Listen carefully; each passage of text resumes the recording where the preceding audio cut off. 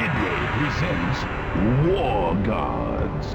After the success of Mortal Kombat and Killer Instinct, Midway Games needed to do something to change up how fighting games worked.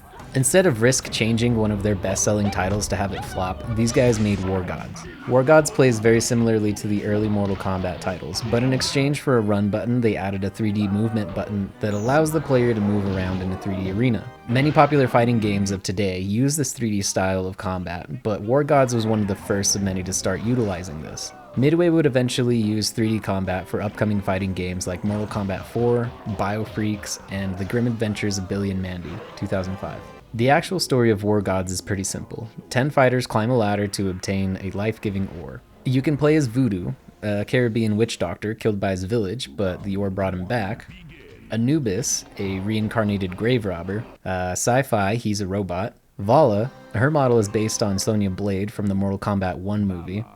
Oh, and Warhead is Shao Kahn from the same movie. Kabuki Joe. And Tak, he's a rock. While some of the characters lack originality, you also get bosses like Grox and the War God, Exor.